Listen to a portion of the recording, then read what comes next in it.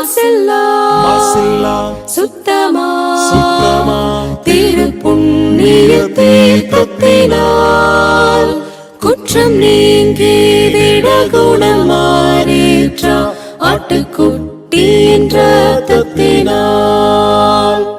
மாசில்லா சுத்தமா திருப்புண்ணிய தீர்த்தத்தினால் குற்றம் நீங்கி விடகுணமாறேற்ற ஆட்டுக்குட்டியின் இரத்தத்தினால்.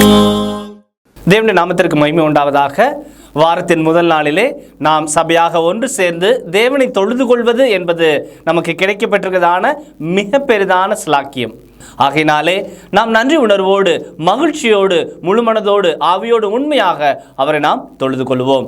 தூக்கமாக ஒரு பாடலை நாம் தெரிந்து கொள்வோம். சகோதரர்களை அன்போடு அழைக்கின்றோம்.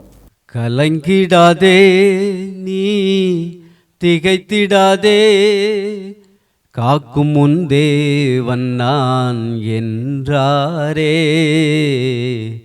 கலங்கிடாதே, கவலையால் உள்ளம் கலங்கி போனாலும் கண்ணீரே உந்தன் உணவானாலும். கவலையால் உள்ளம் கலங்கி போனாலும் கண்ணீரே உந்தன் உணவானாலும். கஷ்டங்கள் உன்னை சூழ்ந்து கொண்டாலும் கரம் பிடித்தே உன்னை நடத்திடுவாரே. கஷ்டங்கள் உன்னை சூழ்ந்து கொண்டாலும் கரம் பிடித்தே உன்னை நடத்திடுவாரே.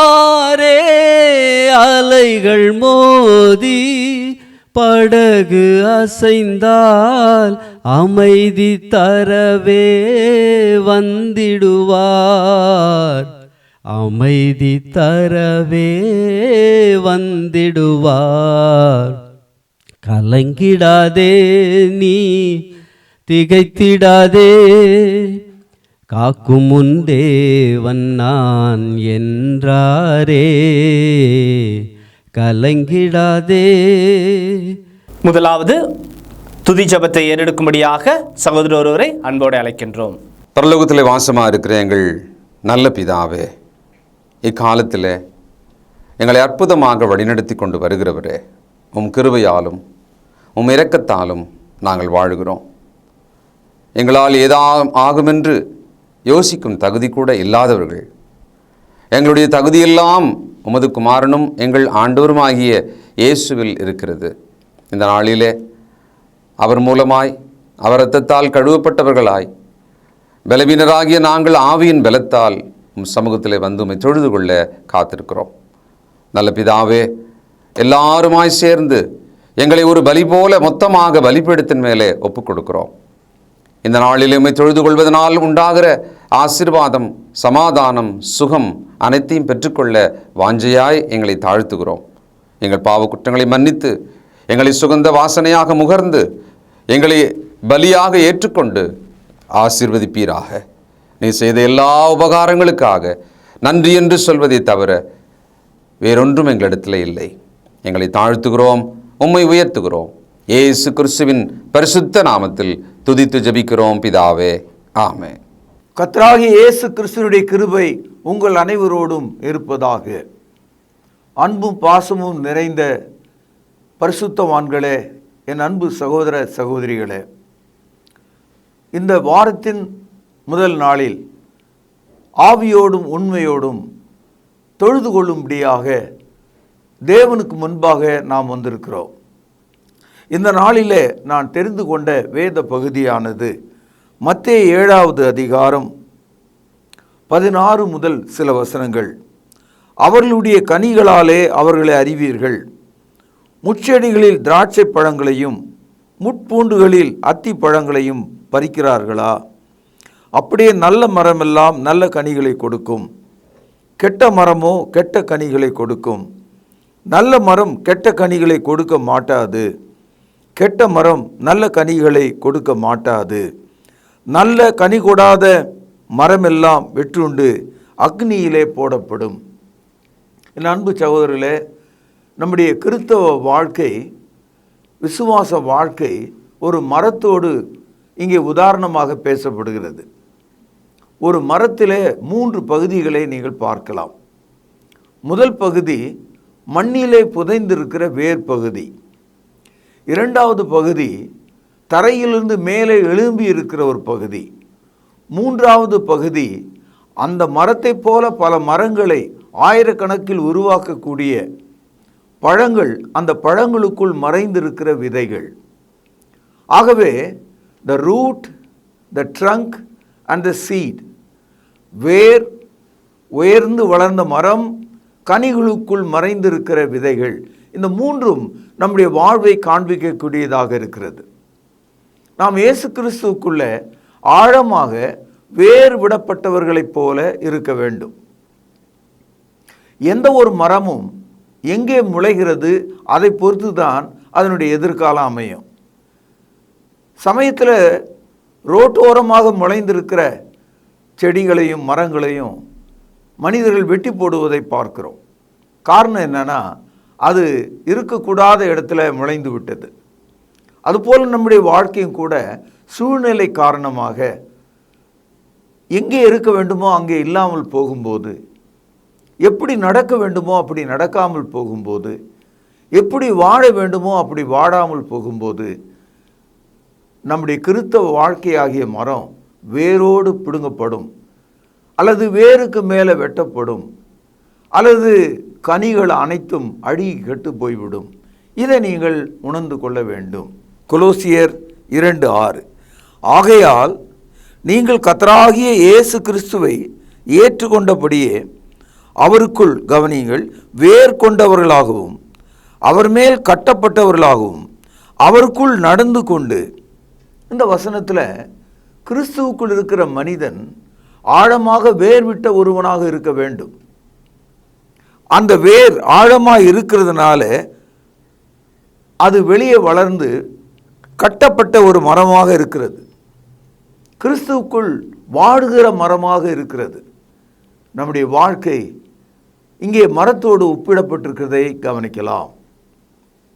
மத்தேயு எழுதிய சுவிசேஷம் 13வது அதிகாரம் 6வது வசனம், வெயில் ஏறின போதோ தீந்து போய் வேர் இல்லாமையினால் உலர்ந்து போயிற்று.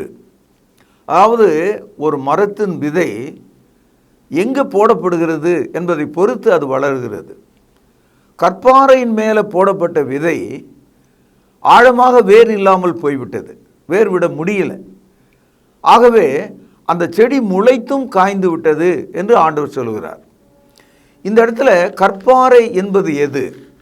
ஏன் அங்கே வேர் ஊன்ற முடியவில்லை? அதற்கு என்ன காரணம்? பாருங்கள், மத்தேயு 13ஆம் அதிகாரம் 20 அதற்கான பதில் நமக்கு கிடைக்கிறது. கற்பாறை இடங்களில் விதைக்கப்பட்டவன் வசனத்தை கேட்டு, கவனிங்கள், உடனே அதை சந்தோஷத்தோடு ஏற்றுக்கொள்கிறான். ஆகிலும் தனக்குள்ளே வேறில்லாதவனாய் கொஞ்ச காலம் நிலைத்திருப்பான். வசனத்தின் நிமித்தம், கவனிங்கள், உபத்திரவமும் துன்பமும் உண்டாடும் உடனே இடரல் அடைவான். கற்பாறையின் மீது விதைக்கப்பட்ட விதை வேர்விட முடியாமல் அழிந்து போனது என்று சொன்னார். கிறிஸ்தவ வாழ்க்கை வேறில்லாத வாழ்க்கையாய் போவதற்கு ஒரு காரணம் இங்கே சொல்லப்பட்டது. கற்பாறை போன்ற ஒரு நிலைமை நமக்கு வருகிறதாம், வேறுவிட முடியாத நிலை. அது என்னன்னு கேட்டால், உபத்திரவமும் துன்பமும் நம்மை அவ்விதமாக செய்கிறதாம். உபத்திரவமும் துன்பமும் நமக்கு ஒரு கற்பாறை போன்ற ஒரு சூழலை உண்டாக்குறது. வாழ்க்கையில் கஷ்டம் வரும்போது, துன்பம் வரும்போது நம்ம எல்லாத்தையும் வெறுக்கிறவர்களாகவும், தூஷிக்கிறவர்களாகவும், நன்றி மறந்தவர்களாகவும், பயமற்றவர்களாகவும், பரிசுத்தை இழந்தவர்களாகவும் நாம் மாறிவிடுவோம். ஆகவே ஆரம்பத்தில் வசனத்தை கேட்கும்போது அந்த விதை விழுந்த உடனே முளைச்சிது. ஆனால் வேர் விட முடியல, வேர் ஆழமாக போக முடியல. காரணம் என்னன்னா, அங்கே கடினமான பாறை இருந்தது. துன்பமும் உலக கவலைகளும் உபத்திரவங்களும் நமக்கு எதிரடியாக வருகிறது. அதனால் நம்முடைய கிறிஸ்தவ வாழ்க்கை ஆழமாக வேறில்லாத ஒன்றை போல் ஆகி அது அழிந்து விடுவதை காண்பிக்கிறது. ஆகவே கொலோசியர் நிருபத்தில் ஒரு கருத்தை நாம் இங்கே பார்த்தோம். நீங்கள் கிறிஸ்துவுக்குள்ளே ஆழமாக வேர் விட்டு உயர்ந்து நடந்து கொள்ளுங்கள் என்று பரிசுத்த ஆவியானவர் சொல்கிறார். சில சமயங்களில் நம்ம கிராம பகுதியில் போகும்போது தேவையில்லாத காட்டு செடிகள், தேவையில்லாத மரங்களும் முளைத்திருக்கிறத நம்ம பார்க்கிறோம். அவைகளை களைகள் என்று நாம் சொல்கிறோம். ஆனால் அதெல்லாம் ரொம்ப நல்லா வளரும், நல்ல உயரமாக இருக்கும், இலைகள் பெரிதாக இருக்கும். இதை பற்றி நாம் என்ன சொல்வது? அதாவது தேவ மனிதர்கள் நன்றாக இருப்பதற்கு பதிலாக தேவனற்ற மக்கள் நன்றாக இருக்கிறார்கள். பைபிள் படி நடக்காதவர்கள் யோகிதையை உடையவர்களைப் போல இருக்கிறார்கள். எல்லாம் செல்வம் உடையவர்களாக இருக்கிறார்கள், நோயற்றவர்களாக இருக்கிறார்கள். எனக்கு ஏன் என்ற ஒரு கவலையை நமக்குள்ளே கொள்கிறோம். மத்தேயு 15வது அதிகாரம் 13வது வசனத்தில் இதற்கான ஒரு பதில் சொல்லப்பட்டிருக்கு. அவர் பிரதியுத்தரமாக, என் பரமபிதா நடாத நாற்றெல்லாம் வேரோடு பிடுங்கப்படும். அதாவது நம்ம ஒன்றும் விதை போட்டு முளைக்கலை, தானாக முளைச்சி தானாக வளர்ந்துருக்கிற இந்த மரங்களும் செடிகளும் களைகள் எதுக்கும் பயன்படாது. மனிதனே அதை பிடுங்கி தீயில கொளுத்தி போடுவான். விவசாயிகளுக்கு தெரியும், தாங்கள் விதைத்திருக்கிற பயிரில் களைகள் வந்தால் அதையெல்லாம் பிடுங்கி களத்து மேட்டண்டை அதை தீ வைத்து கொளுத்தி சாம்பலாக்குவதை நம்ம பார்க்கிறோம். அதுபோல தான் இந்த உலகத்தில் தேவனற்ற மக்கள் களைகளாக இருக்கிறார்களாம். இந்த களைகளை ஆங்கிலத்தில் டர்ஸ் என்று சொல்வார்கள்.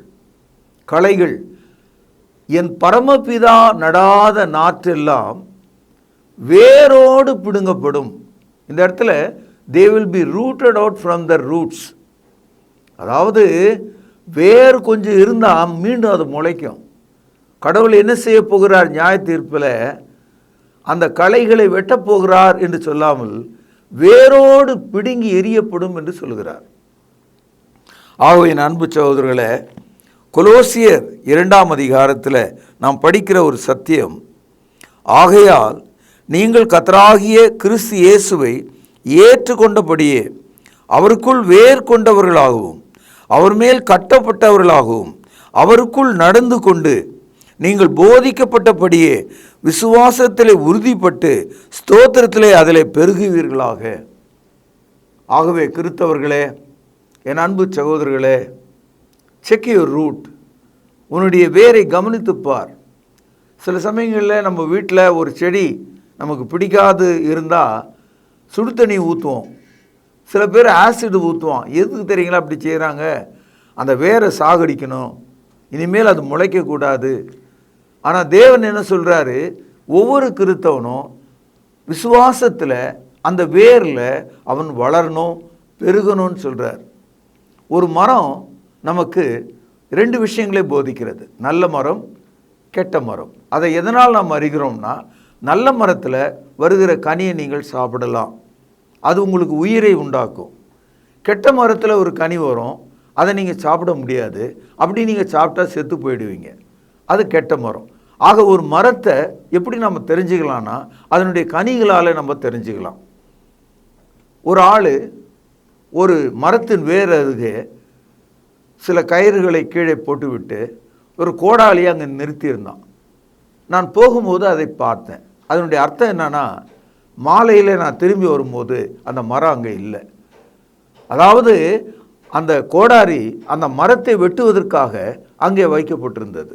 மத்தேயு 3ஆம் அதிகாரம் 10வது வசனம், இப்பொழுதே கோடாரியானது மரங்களின் வேர் அருகே வைத்திருக்கிறது, ஆகையால் நல்ல கனிகள் கொடாத மரமெல்லாம் வெட்டுண்டு அக்னியிலே போடப்படும். இந்த வசனம் அந்த மரத்துக்கான நியாய தீர்ப்பை நமக்கு காண்பிக்கிறது. This tree represents the forthcoming judgment. அதாவது மரத்தின் வேர் அருகே கோடாரி வைக்கப்பட்டிருக்கிறது. அதனுடைய அடையாளம் என்னென்னா, விரைவிலே இந்த மரம் கீழே விழப்போகிறது, அதை வெட்டி எரிய போகிறார்கள்.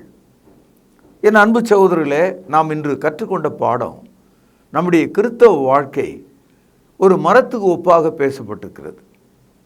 நல்ல மரம் தன் நல்ல கனிகளை கொடுக்கிறதுனால தேவனை மகிமைப்படுத்துகிறது. நீங்கள் மிகுதியான கனிகளை கொடுத்தால் தேவன் மகிமைப்படுவார் என்று இயேசு சொல்கிறார். யோவான் 15வது அதிகாரம் 8வது வசனம், நீங்கள் மிகுந்த கனிகளை கொடுப்பதனால் என் பிதா மகிமைப்படுவார், எனக்கு நீங்கள் சீஷராயிருப்பீர்கள். ஆகவே கிறிஸ்தவ வாழ்க்கை ஜீவனுள்ள கனிகளை கொடுக்கும் வாழ்க்கையாக இருக்கிறது. நாம் ஒரு நல்ல மரமாக இருக்கிறோம். நம்முடைய மரத்தின் கனிகளுக்குள்ள தேவன் தமது இரகசியத்தை வைத்திருக்கிறார். ஏனென்றால் ஒவ்வொரு விதையும் பல ஆயிரமான மரங்களை உண்டாக்கும் சக்தியை உடையதாக இருக்கிறது. நீங்கள் அந்த விதையை உடைத்தாலோ தூளாக மாற்றினாலோ தீயிட்டு சாம்பலாக்கினாலோ பயனில்லை. ஆனால் அந்த விதை தேவனுடைய வார்த்தையின்படி மண்ணில் போடப்படும் போது அது முளைக்கிறது. ஆகவே அந்த மரத்தினுடைய உயிர் அந்த விதையிலே ஒளிந்திருக்கிறது என்பதை நீங்கள் புரிந்து கொள்ள வேண்டும். எந்த ஒரு விதையும் மண்ணிலே ஊன்றப்படும் போது தேவனுடைய வார்த்தையின்படி அது முளைத்து மேலே எழும்பி வருவதை பார்க்கிறோம். கிறிஸ்தவ வாழ்க்கை கூட ஒரு எழுந்திருக்கும் வாழ்க்கை என்று புதிய ஏற்பாடு போதிக்கிறது. பாருங்கள், கொலோசியர் 2ஆம் அதிகாரம் 12வது வசனம், ஞானஸ்தானத்தில் அவரோடு கூட அடக்கம் பண்ணப்பட்டவர்களாகவும் அதில் அவரை மரித்தோர்ந்து எழுப்பின தேவனுடைய செயலின் மேல் உள்ள விசுவாசத்தினாலே அவரோடு கூட எழுந்தவர்களாயும் இருக்கிறீர்கள். விதை ஊன்றப்பட்ட பிறகு மரம் எழும்புகின்றது. அதுபோல ஒரு கிறிஸ்தவன் விசுவாச விதையை அவன் இருதயத்தில் வாங்கி கொள்ளும்போது அவன் ஒரு விசுவாசியாக எழும்புகிறான். அவன் எழும்புகிற அந்த இடத்தை தான் ஞானஸ்தானம் என்று நாம் படிக்கிறோம். ஞானஸ்தானம் என்பது பழைய மனிதன் மரித்தவனாகவும் அடக்கம் பண்ணப்பட்ட மனிதன் பாவங்கள் கழுவப்பட்டவனாகவும் ஞானஸ்தானத்தில் எழுந்த மனிதன் புதிய வாழ்க்கைக்காக எழுந்தவனாகவும் இருக்கிறான். ரோமர் 6ஆம் அதிகாரம் 3-4 வசனங்களை நாம் படிக்கிறோம். கிறிஸ்துவுடனே கூட நீங்கள் அடக்கம் பண்ணப்பட்டவர்களாகவும் அவரோடு கூட புதிதான ஜீவனுள்ளவர்களாய் நடக்கும்படி எழுந்தவர்களாயும் இருக்கிறீர்கள். கொலோசியர் 2ஆம் அதிகாரம் 12வது வசனம், ஞானஸ்தானத்தில் அவரோடு கூட அடக்கம் பண்ணப்பட்டவர்களாகவும் அதிலே அவரை மரித்தோர்ந்து எழுப்பின தேவனுடைய செயலின் மேல் உள்ள விசுவாசத்தினாலே அவரோடு கூட எழுந்தவர்களுமாயிருக்கிறீர்கள். தீத்து 3ஆம் அதிகாரம் 5வது வசனத்திலே நாம் படிக்கிறோம், நாம் செய்த நற்கிரிகளினாலே தேவன் நம்மை ரட்சிக்கவில்லை, மாறாக மறுஜென்ம முழுக்கினாலே நாம் அந்த கீழ்ப்படிதலுக்குள் உட்படுகிறதுனாலே தேவன் நம்மை ரட்சித்திருக்கிறார். ஆகவே மரம் வேரை காண்பிக்கிறது. வேர் உயர்ந்து எழும்புகிற மரத்தை நமக்கு காண்பிக்கிறது. விசுவாசம் நம்முடைய இருதயத்தில் வேரை போல் இருக்கிறது. நம்முடைய வாழ்க்கை ஞானஸ்தானத்தில் எழுந்த மனிதர்களை காட்டுகிறது. மூன்றாவதாக கொலோசியர் 3வது அதிகாரம் முதல் 3 வசனங்களை வாசிக்கிறேன், கவனிங்கள்.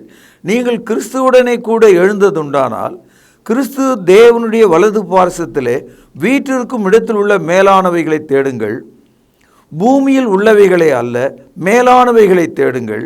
கவனிங்கள், ஏனென்றால் நீங்கள் மரித்தீர்கள். விதையானது மண்ணுக்குள் போகும்போது அது செத்து விடுகிறது. நீங்கள் மரித்தீர்கள், உங்கள் ஜீவன் கிறிஸ்துவுடனே கூட தேவனுக்குள் மறைந்திருக்கிறது. Your life is hidden with Christ. பாருங்கள், எந்த மரத்திலும் கிளையில் பழங்கள் உண்டாகும்போது அந்த பழங்களுக்குள் மறைந்திருக்கிற விதையை நீங்கள் பார்க்கலாம். அந்த விதைகளுக்குள் மறைந்திருக்கிற ஒரு ஜீவனை நீங்கள் புரிந்து கொள்ள முடியும். காரணம், எந்த ஒரு மரமும் பழம் உற்பத்தி செய்யும் போது அந்த பழத்துக்குள் இருக்கிற விதை அல்லது அந்த கொட்டை தேவனுடைய வார்த்தையின்படி மீண்டும் மண்ணுக்குள் போகும்போது அது முளைத்து எழும்புகிறது, உயிரை பெற்றுக்கொள்கிறது. அதுபோல ஒரு கிறிஸ்தவன் விசுவாசத்திலே தன் இருதயத்தில் வேறாக மாறுகிறான். ஒரு கிறிஸ்தவன் மேன்மையான வாழ்க்கை செய்யும்படி எழுந்து நிற்கிறான். விசுவாசத்தில் கிறிஸ்துவுடனே கூட நடக்க ஆரம்பிக்கிறான். அவன் கனிகள் நிறைந்த வாழ்க்கை உடையவனாக இருக்கிறதுனால அவனுடைய விதையை அவனுடைய அந்த வளர்ச்சி பகுதியை, அவனுடைய உயிர் தோற்றத்தை தேவன் எங்கே வைத்திருக்கிறார் என்றால், பரலோகத்தில் உள்ள கிறிஸ்துவுக்குள் தேவன் வைத்திருக்கிறாராம். Every fruit has its seed right inside in the fruit. Whereas a Christian has a fruit, his seed is hidden in Christ in heaven. ஒரு கிறிஸ்தவனுடைய மறைவான அந்த விதை பகுதி, அந்த உயிர் பகுதி பூமியில் இல்லையாம். அது பரலோகத்தில் இருக்கிற கிறிஸ்துவுக்குள்ளே மறைந்திருக்கிறது என்று நாம் பார்க்கிறோம். மத்தேயு 13வது அதிகாரம் 44வது வசனம். அன்றியும் பரலோக ராஜ்யம் நிலத்தில் புதைந்திருக்கிற பொக்கிஷத்துக்கு ஒப்பாயிருக்கிறது. அதை ஒரு மனுஷன் கண்டு மறைத்து அதை பற்றிய சந்தோஷத்தினால் போய் தனக்குண்டான எல்லாவற்றையும் விற்று அந்த நிலத்தை கொள்ளுகிறான். அதாவது ஒரு மனிதன் ஏதோ தற்செயலாக அந்த பூமியின் அடியில் ஒரு பொக்கிஷத்தை பார்க்கிறான். பொக்கிஷம் சொன்னால் அந்த காலத்தில் அரசர்கள் ஒரு பெரிய மண்பாண்டத்தில் எல்லா தங்கத்தையும் வைத்து புதைத்து வைப்பார்கள். அது ஒரு பொக்கிஷம் என்று அழைக்கப்படும். அது மற்றவங்களுக்கு தெரியல, இந்த ஆளுக்கு தெரிஞ்சு போச்சு, இந்த இடத்துல தான் அது இருக்குன்னு. அவன் என்ன செய்தானா, அந்த முழு நிலத்தையே அவன் வாங்கிட்டானான். காரணம், அந்த பொக்கிஷத்தை அவன் அடைவதற்காக. அதுபோல கிறிஸ்தவர்களாகிய நீங்களும் நானும் திருச்சபைக்குள்ள நமக்கு பொக்கிஷம் அடங்கி இருக்கிறது, நமக்காக அது இருக்கிறது என்று அறிந்து அதை நாம் பெற்றுக்கொள்ள வேண்டும். 2 கொரிந்தியர் 5வது அதிகாரம் 17வது வசனத்தில் படிக்கிறோம். இப்படி இருக்க ஒருவன் கிறிஸ்துவுக்குள் இருந்தால் புதிய சிருஷ்டியாக இருக்கிறான், பழையவைகள் எல்லாம் ஒழிந்து போயிற்று, எல்லாம் புதிதாயிற்று. இந்த வசனம் கிறிஸ்துவுக்குள் நமக்கு நிகழ்கிறது. ஒருவன் கிறிஸ்துவுக்குள் இருந்தால் புதிய சிருஷ்டியாக, ஏ நியூ கிரியேஷனாக மாறுகிறான். அப்படியானால் பழைய பாவ வாழ்க்கை எல்லாம் தொலைந்து போயிற்று, புதிய வாழ்க்கை நமக்கு உண்டாயிருக்கிறது. சகோதரர்களே, கொலோசியர் நிருபத்தில் 3 கருத்துக்களை நாம் படித்தோம். கிறிஸ்துவுக்குள்ளே நாம் வேர் கொண்டவர்களாக இருக்கிறோம். கொலோசியர் 2வது அதிகாரம் 6வது வசனம். நாம் கிறிஸ்துவுடனே கூட எழுந்தவர்களாக இருக்கிறோம். கொலோசியர் 2ஆம் அதிகாரம் 12வது வசனம். நம்முடைய ஜீவன் கிறிஸ்துவுக்குள் மறைந்திருக்கிறது. கொலோசியர் 3வது அதிகாரம் 3வது வசனம். 3 கருத்துக்களை நாம் படித்தோம். அதாவது, we are rooted in Christ, we are raised with Christ, our life is hidden in Christ. அதாவது, கிறிஸ்துவுக்குள் நாம் வேர் கொண்டவர்களாக இருக்கிறோம், கிறிஸ்துவுக்குள் எழுந்து நடக்கிறவர்களாக இருக்கிறோம், நம்முடைய ஜீவன் கிறிஸ்துவுக்குள் மறைந்திருக்கிறது. நாம் வேறாக இருக்கிறோம், புதிய மக்களாக இருக்கிறோம், நம்முடைய வாழ்க்கை மறைந்திருக்கிறது. இந்த நற்செய்தி உங்கள் ஆழ் மனதில் உங்களுடைய எதிர்காலத்துக்கான திட்டமாகவும் தீர்மானமாகவும் நம்பிக்கையாகவும், நிலத்திலே புதைந்திருக்கிற பொக்கிஷத்தை கண்ட மனிதன் மிகுந்த சந்தோஷத்தினாலே தன் கையில் உள்ள எல்லாவற்றையும் விற்று அந்த நிலத்தை வாங்கினதற்கு ஒரே காரணம், அதன் அடியில் அந்த பொக்கிஷம் இருந்தது. அவ்விதமாக இந்த வசனங்கள் உங்களை கிறிஸ்துவுக்குள்ளே வேர்கொண்ட மக்களாக நடக்கவும், கிறிஸ்துவுக்குள்ளே ஞானஸ்தானத்திலே எழுந்தவர்களாக வாழவும், புதிய சிருஷ்டியாக இருக்கவும், உங்கள் அருமையான வாழ்வானது கிறிஸ்துவுக்குள் மறைந்திருக்கிறது என்ற அந்த ரகசியத்தை உணர்ந்து தேவனுக்கு பிரியமாக இருக்கும்படி உங்களை ஆசீர்வதித்து இந்த நற்செய்தியை நான் இங்கே நிறைவு செய்கிறேன். கர்த்தராகிய இயேசு கிறிஸ்துவின் கிருபையானது உங்கள் அனைவரோடும் இருப்பதாக பிரார்த்தனை செய்வோம். பரலோகத்தில் வாசமாக இருக்கிற தகப்பனே, இந்த நாளில் நாங்கள் கேட்ட உமது திருவசனத்திற்காக நன்றி செலுத்தி, நாங்கள் கிறிஸ்துவுக்குள் வேர் கொண்டவர்களாகவும் கிறிஸ்துவுடனே எழுந்தவர்களாகவும் கிறிஸ்துவுக்குள் மறைந்திருக்கிறவர்களாகவும் எங்களுடைய விசுவாசத்தை அதிகரிக்க செய்தரலும், எங்களுடைய நம்பிக்கையை பெருக செய்தரலும், நாங்கள் உண்மையுள்ளவர்களாக நல்ல கனிகளை கொடுக்கும்படி எங்களுக்கு உதவி செய்தரலும். கேட்ட மக்கள் யாவரையும் ஆசீர்வதியும், அவரவருடைய தேவைக்கு தக்கதாகவும் சூழ்நிலைக்கு தக்கதாகவும் சுகங்களையும் பலன்களையும் சமாதானத்தையும் ஆகாரத்தையும் எல்லா நன்மைகளையும் கொடுக்கும்படி செபிக்கிறேன். அருள்நாதர் ஆண்டவர் இயேசுவின் நாமத்தில் இந்த ஜெபத்தை கேட்டருளும் பரிசுத்த நிறைந்த எங்கள் நல்ல பிதாவே, ஆமென். நம்முடைய கர்த்தராகிய இயேசு கிறிஸ்துவின் கிருபை உங்கள் அனைவரோடும் சதா காலங்களிலும் இருப்பதாக. ஆமென். கர்த்தருடைய பந்தியிலே பங்கு கொள்ளும்படி நம்மை நாமே ஆயத்தப்படுத்துவோம். ஆண்டவராகிய இயேசு கிறிஸ்து காட்டி கொடுக்கப்பட்ட அன்று ராத்திரியிலே அப்பத்தை எடுத்து ஆசீர்வதித்து, இதை பிட்டு நீங்கள் வாங்கி புசியுங்கள், இது உங்களுக்காக பிற்கப்படுகிற என்னுடைய சரீரமாய் இருக்கிறது என்று சொல்லியிருக்கிறார். அப்பத்திற்காக நாம் ஜெபித்து இதில் பங்கு கொள்வோம். பரிசுத்தமும் இரக்கமும் தயவும் கிருபையும் நிறைந்த நல்ல ஆண்டவரே, உம்முடைய குமாரனாகிய இயேசு கிறிஸ்து சிலுவையிலே எங்களுடைய பாவங்களுக்காக தன்னுடைய இன்னுயிரை கொடுக்கும் பொழுது அவருடைய சரீரம் கிழிக்கப்பட்டது. அதற்கு ஒப்பாக இங்கு புளிப்பில்லாத அப்பம் இது வைக்கப்பட்டு இருக்கிறது. அப்பா, நீர் இந்த அப்பத்தை எங்களுக்கென்று ஆசீர்வதித்து தரும்படி விலையேற பெற்ற இயேசு கிறிஸ்துவனுடைய நல்ல நாமத்தினாலே இந்த ஜெபத்தை ஏறெடுக்கிறோம் அன்பின் பிதாவே, ஆமேன். அவர் அந்தபடியே பாத்திரத்தையும் எடுத்து, இந்த பாத்திரம் என் இரத்தத்தினால் ஆகிய புதிய உடன்படிக்கையாய் இருக்கிறது, என்னை நினைவு கூறும்படி இதை செய்யுங்கள் என்று சொல்லியிருக்கிறார். நாமும் கூட அவ்வண்ணமாகவே இதில் செய்யும்படியாக நாம் ஒன்று சேருவோம். தேவன் இந்த ரசத்தை ஆசீர்வதித்து தரும்படி நாம் ஜெபிப்போம். வானத்தையும் பூமியும் உண்டாக்கின சர்வ வல்லமையுள்ள எங்கள் நல்ல பிதாவே, என்னை நினைவு கூறும்படி இதை செய்யுங்கள் என்று சொல்லியிருக்கிறபடியே நாங்கள் செய்யும்படி வந்து நிற்கிறோம். இந்த ரசத்தை நீர் ஆசீர்வதித்து தாரும். குற்றமில்லாத மாசற்ற இதோ தகப்பனே, அந்த ரத்தம் எங்களுடைய பாவங்களுக்காக சிந்தப்பட்டது என்பதை நாங்கள் நினைத்து இதில் பங்கு கொள்ளும்படி, பயபக்தியோடு பங்கு கொள்ளும்படி எங்களை உற்சாகப்படுத்தும். எங்களை தாழ்த்துகிறோம். இந்த ரசத்தை நீர் ஆசீர்வதித்து தாரும். இயேசுவின் நல்ல நாமத்தில் இந்த ஜெபத்தை எடுக்கிறோம் அன்பின் பிதாவே, ஆமேன். இறுதியாக நாம் ஜெபித்து இந்த தொழுகையை நிறைவு செய்வோம். ஜெபிப்போம். கிருபையும் அன்பும் இரக்கமும் நிறைந்த பரம்பிதாவே, உம்மை தொழுது கொள்வது எவ்வளவு பெரிதான ஸ்லாக்கியம். அந்த ஸ்லாக்கியத்தை நீர் இந்த நாளில் எங்களுக்கு தந்தீரே, அதற்காக நன்றி தகப்பனே. நாங்கள் ஜெபித்த ஜெபங்களை நீர் அங்கீகரிக்க வேண்டுமாய் ஜெபிக்கிறோம். கிருபையின் பிதாவே, நாங்கள் கேட்ட வார்த்தைகளுக்காக நன்றி. அவைகள் எங்களுடைய இருதயத்தில் வைத்து அதன்படி எங்களுடைய வாழ்க்கை மறுரூபமாக நீர் தயவு செய்தல் வேண்டுமாய் ஜெபிக்கிறோம். பிதாவே, நீர் எங்களுக்கு இந்த வாரத்தில் ஆசீர்வாதமாக கொடுத்த வருமானத்திலிருந்து உமக்கென்று கொடுக்க நீர் எங்களுக்கு பாராட்டின தயவுக்காக நன்றி. இப்படியாக நாங்கள் கிறிஸ்துவனுடைய மரணத்தை நினைவு கூற நீர் தயவு பாராட்டினீர். எங்களுக்காக கிறிஸ்து தன்னுடைய சரீரத்தை கிழித்து இரத்தத்தை சிந்தினார். அதை நாங்கள் புசிக்கவும் பானம் பண்ணவும் நீர் தயவு பாராட்டினீர். இப்படியாக தாப்பனே, நாங்கள் ஏறெடுத்த இந்த தொழுகையை நீர் தாமே அங்கீகரிக்க வேண்டுமாகவும் ஆசீர்வதிக்க வேண்டுமாக ஜெபிக்கிறோம். தாப்பனே, சுவீனமாக இருப்பவர்களுக்கு உம்முடைய சுகத்தையும் ஆரோக்கியத்தையும் கட்டளை விடமாக ஜெபிக்கிறோம். காத்துக்கொள்ளும் வழி நடத்தியறலும் இயேசு கிறிஸ்து மூலம் அனுப்பிக்கிற நல்ல பரம்பிதாவே, ஆமென்.